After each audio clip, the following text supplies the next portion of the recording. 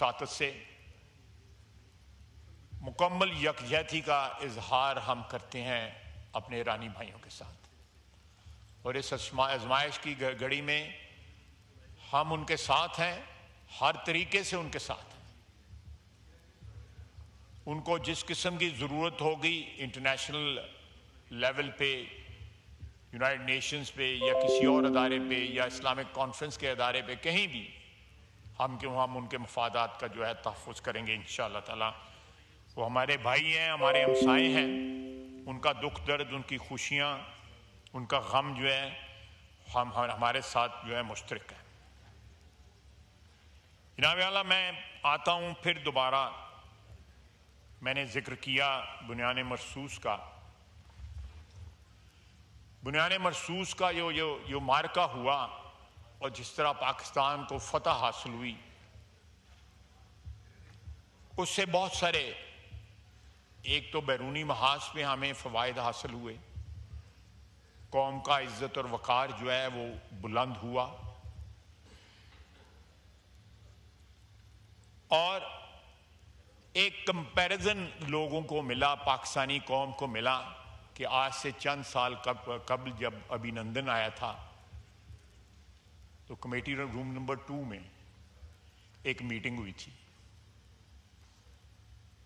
और 1.5 घंटा हम वहाँ पे बैठे रहे कि वज़ीर आज़म साहब आए उस वक्त के और कोई फैसला हो। लेकिन उस वक्त आर्मी चीफ जनरल बाजवा और उनके दरमियान मशवरे अलहदगी में होते रहे इसी बिल्डिंग के अंदर, इसी इमारत में।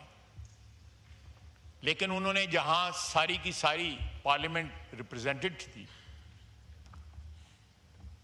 असद कैसर साहब भी वहां पे मौजूद थे, उन्होंने उसमें शिरकत से, लेकिन फैसला जो है जो कुछ हुआ वो आपके सामने है। हमने अभिनंदन को वापस किया और वो एक सरेंडर था। आपको याद होगा इसी ऐवान में टांगें या टांगें कांपने की जो बात हुई, आपको भी टारगेट किया गया उस पर। ये सारा तारीख है और हम उस तारीख पे उस वक्त भी शर्मिंदा हुए, आज भी शर्मिंदा हैं कि आर्मी चीफ और उस वक्त के वजीर आजम ने मिलके कौमी वकार को ठेस पहुंचाई, और जो फतह उस वक्त एयरफोर्स ने हासिल की, एक जहाज जो है पाकिस्तानी स्पेस को जिसने वायलेट किया उसको गिराया और उसके पायलट को हमने गिरफ्तार किया। लेकिन एब्जेक्ट सरेंडर जो है विदिन 24 आवर्स जो है हमने किया।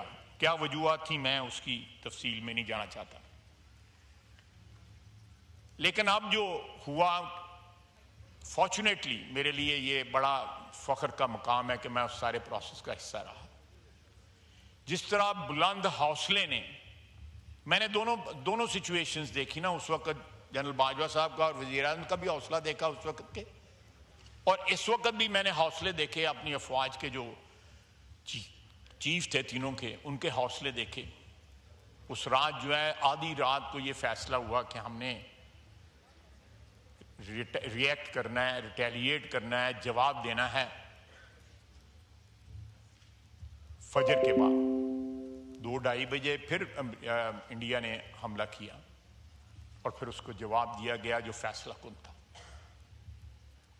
किसी मरहले पे ये 10, 15, 20 रोज के अंदर जो भी मुद्दत गुजरी, कहीं पे किसी के ज़हन में जो है शायबा भी ना आया कि हमने कौमी वकार के ऊपर जो है वो समझौता करना है। शायबा भी ना आया।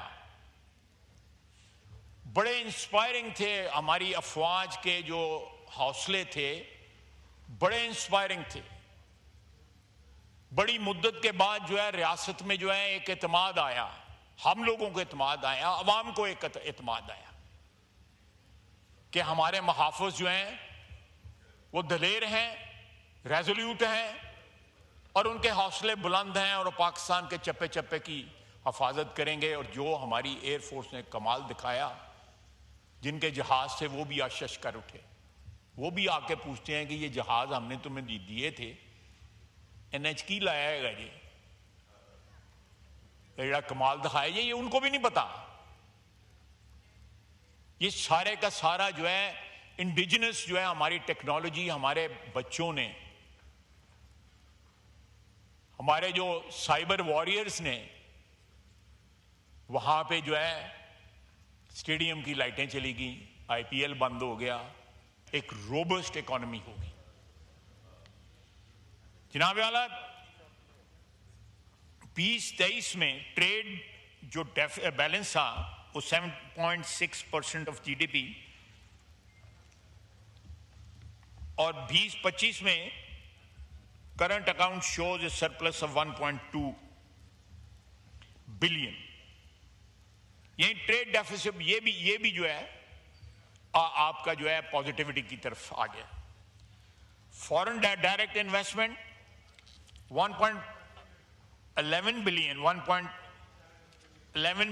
0.6% ऑफ जीडीपी, 2025 में 0.7% of GDP up to 20% from last year. इसी तरह मुख्तलिफ जो इन्फ्लेशन के मतलब, इन्फ्लेशन है लेकिन कहाँ अशारिये थे इन्फ्लेशन के और आज कहाँ पे है। Inflation is expected to ease to around 8% in 2025 from an average of 23% in 2024. Sovereign credit rating जो है हमारी, Moody's had upgraded Pakistan sovereign credit rating to CAA2, indicating a decrease in default risk primarily due to the IMF bailout. इसी तरह और बहुत सी चीजें हमारी 1,25,000 पे स्टॉक मार्केट जो है परसों से उसने टच किया, ये क्राइसिस की वजह से ड्रॉप आया है। फिर ये रिफ्लेक्ट करता है कि हमारी बिजनेस कम्युनिटी का एक कॉन्फिडेंस जो है हमारी हुकूमती पॉलिसीज के अंदर।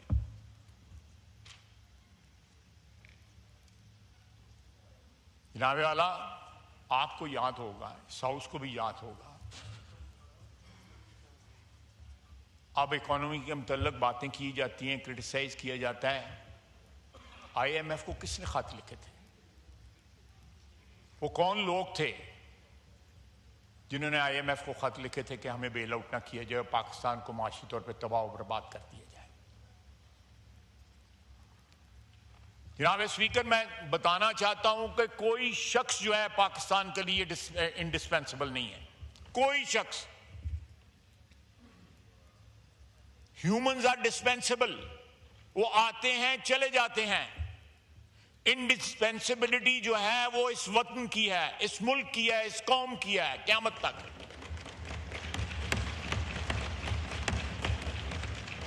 इंसान डिस्पेंसिबल है। यहां पे बड़े बड़े आली मर्तबा जो है पैगंबर आए,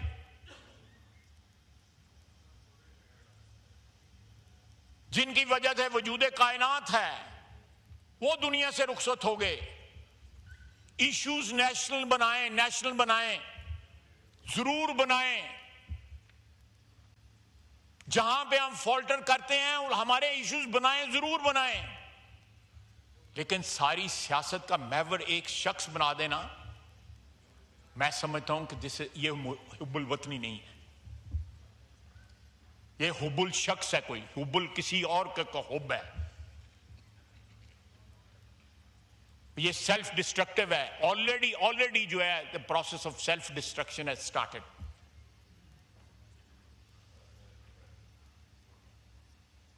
ऑलरेडी जो है क्रैक्स नजर आ रहे हैं, मैं उनको डिफाइन नहीं करना चाहता। मेरे साथी, मेरे कुलीग जो इस साइड पर, उन सबको पता है। मैं फिर इसरार करूंगा इस बात पे, पाकिस्तान की 76-77 साल तारीख में बड़े बड़े लोग आए, शहादतें हुई, दुनिया से रुखसत हुए, उनकी पार्टीज आज भी जिंदा हैं। सबसे बड़ा एग्जाम्पल पीपल्स पार्टी है। जुल्फकार अली भुट्टो शहीद हुआ, उसके बाद उसकी बेटी शहीद हुई, आज भी पार्टी जिंदा है। पाकिस्तान मुस्लिम लीग की क़यादतें बदली। कहां से क़यादत शुरू हुई? बड़े बड़े अजीम लोग थे जिनकी क़यादत थी।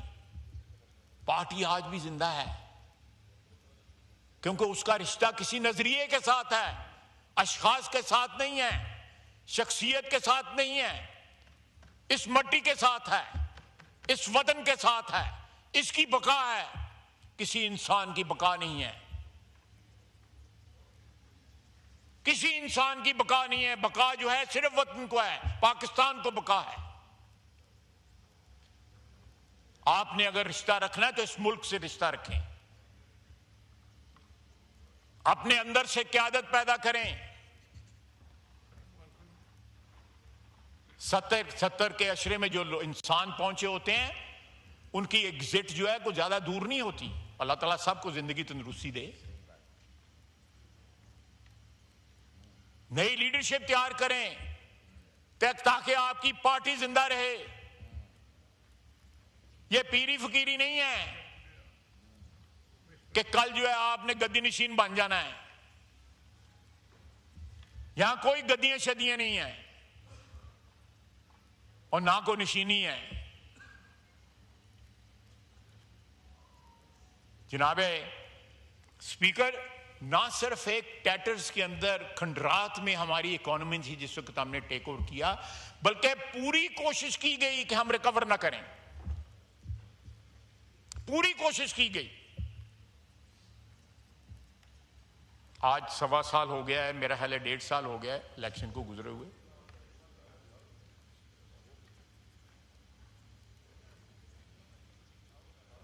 एक राग लापा जा रहा है, उसकी अब ट्यून भी नहीं